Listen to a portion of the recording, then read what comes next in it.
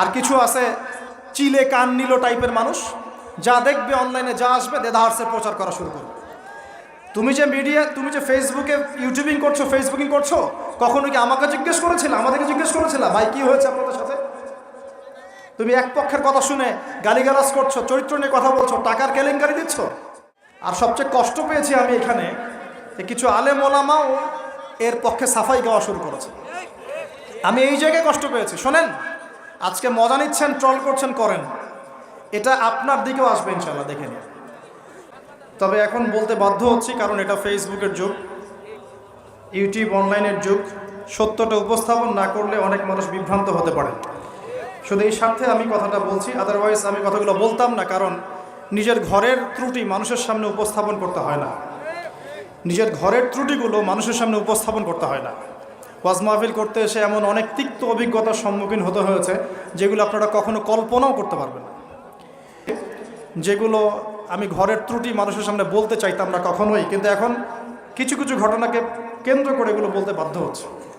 না বললে মানুষের সামনে প্রকৃত সত্যটা উপস্থাপিত হবে না। আর কতদিন চুপ করে থাকবে? কত কিছু হয়েছে এই জীবনে ফেস করতে আপনি কল্পনা করতে পারবেন।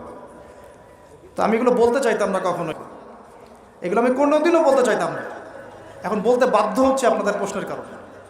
প্রসঙ্গে আসি না। একটা ন্যাশনাল নিউজ যদি প্রচার করতে চান, আপনাকে পক্ষে বিপক্ষের কথা নিতে হবে না? একটা ন্যাশনাল নিউজ প্রচার করবেন, তাহলে বাদী বিবাদী উভয়ের কথা শুনতে হবে না? এই হলুদ সাংবাদিকতা, টোটালি হলুদ সাংবাদিকতা, এর পিছনে কি উদ্দেশ্য? উদ্দেশ্য হচ্ছে 1 নাম্বার ওয়াজ মাহফিলকে বিতর্কিত করা, নাম্বার 1। 1 নাম্বার উদ্দেশ্য ওয়াজ মাহফিলের যে চলমান সিলসিলা বাংলার মাটিতে চলছে, এই চলমান সিলসিলাকে বিতর্কিত করা একটা প্রধান উদ্দেশ্য 1 নাম্বার। 2 নাম্বার, ওয়াজ মাহফিলে যেসব বক্তাদের মাহফিলে বেশি মানুষ আসে, এই বক্তাদেরকে জাতির সামনে এই বিতর্কিত করে উপস্থাপন করা। 3 নাম্বার, আপনি যদি একজন বক্তা বা আলেমকে বিতর্কিত করতে চান, 2টা ইস্যু লাগবে আপনার। 1 নারী কেলেঙ্কারি, 2 অর্থের কেলেঙ্কারি। টাকার জন্য যদি আমরা মাহফিল করতাম, আজকে 10তলা বাড়ি থাকতো। একদিনে চাইলে আমি 10টা মাহফিল করতে পারতাম। টাকার জন্য যদি আমরা কাজ করতাম, দিনের কাজ, তাহলে আমার নামে শত শত বিঘা জমি থাকতো। আমি আল্লাহর বান্দা, আল্লাহর জমিনে বেঁচে আছি কারাগারের জীবনে, আমার 100 কোনো জমি নাই পৃথিবীতে এখন, 100 কোনো। আল্লাহর কসম করে বলতেছি, আমার 2টা পরিবার ভাড়া থাকি আমরা, প্রত্যেক মাসে ভাড়ার টাকা গুনতে হয় আমাদেরকে। আমাদের নাম্বার ফেসবুকে available, WhatsApp number available, phone করে তো বলতে পারতেন যে ভাই আসলে কি হয়েছিল ঘটনা। তার মানে বোঝা যায় এর পিছনে একটা গভীর ষড়যন্ত্র আছে। ষড়যন্ত্র 1 নাম্বার, আলেম ওলামাদের অবস্থা কিন্তু দেশে ভালো নয়। ষড়যন্ত্র 1 নাম্বার হচ্ছে হকপন্থী আলেম ওলামাদেরকে সমাজ থেকে মাইনাস করে দেওয়া, একটা উদ্দেশ্য 1।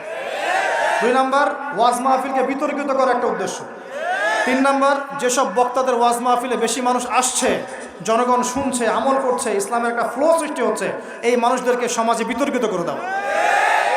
এবং এই কাজগুলোর মধ্য দিয়ে কারা তাদের এজেন্ডা বাস্তবায়ন করছে আপনারা খুব ভালো করে খেয়াল করে নেবেন।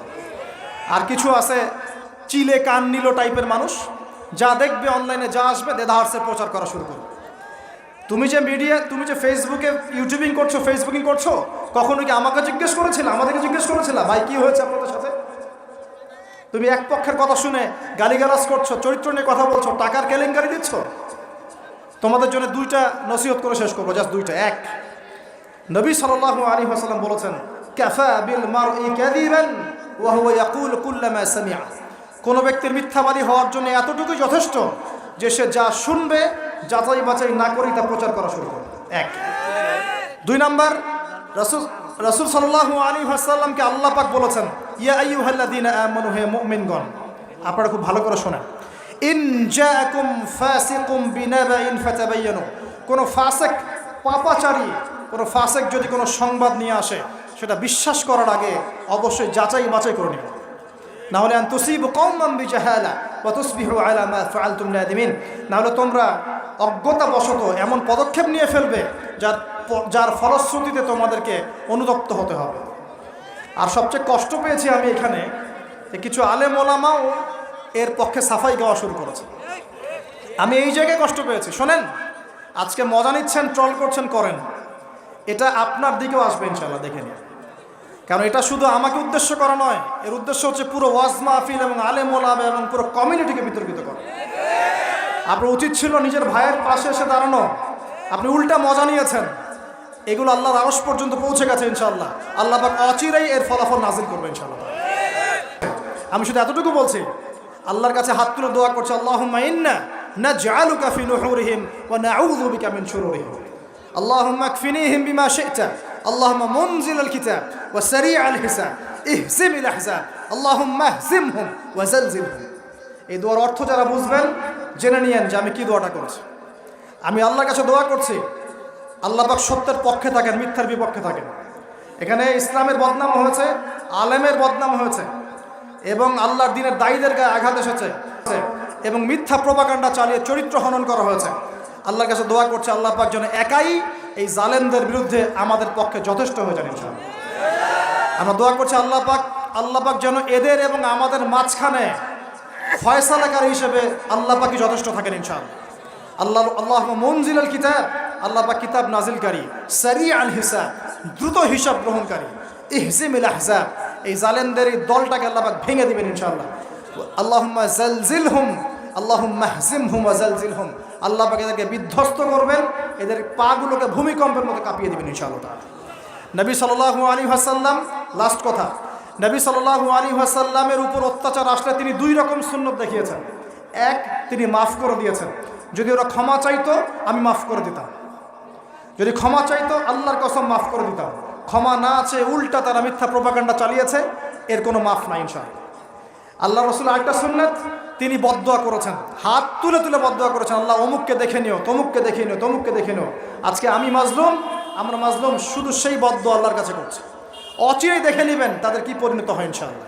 আমরা কিচ্ছু করব না, কিচ্ছু বলবো না, আল্লাহর পক্ষ থেকে কি ফয়সালা হয় খালি দেখে নিন ইনশাআল্লাহ। কারণ আল্লাহর দ্বীনের শত্রুতা করে, দ্বীনের দায়ীদের সাথে, আলেমদের সাথে শত্রুতা করে কোনো জালেম, কোনো ফেরাউন, নমরুদ এই দুনিয়াতে টিকতে পারে নাই, আগামীতেও পারবে না ইনশাআল্লাহ তাআলা। আর কিছু বলার মতো মন মানসিকতা আমার নাই। আপনাদের কাছে দোয়া করব, আপনাদের জন্য দোয়া করব এবং অনুরোধ করব যে আল্লাহর ওয়াস্তে এই বিভ্রান্তির যুগে এক পেশে মনোভাব রাখবেন না, সত্য মিথ্যা যাচাই করবেন, তারপরে আপনি বিশ্বাস করবেন ইনশাআল্লাহ তাআলা। আর বিশ্বাস করবেন আল্লাহর পথে দায়ী আলেম, মুহাদ্দিস, মুফতিরা কোনো দিনও দিনের অকল্যাণে কোনো কাজ করে না ইনশাআল্লাহ। আল্লাহ রাব্বুল আলামিন আমাদের সবাইকে পবিত্র কোরআন এবং সহিহ হাদিসগুলো অনুযায়ী আমল করার তৌফিক দান করুন, নবীর সুন্নাহগুলো মেনে চলার তৌফিক দান করুন এবং আমাদের মাঝে যত ইখতিলাফ আল্লাহ পাক দূর করে দিন এবং দৃশ্যমান অদৃশ্যমান সমস্ত রকম ইসলামের শত্রু থেকে আল্লাহ পাক আমাদেরকে হেফাজত করুন, আমিন।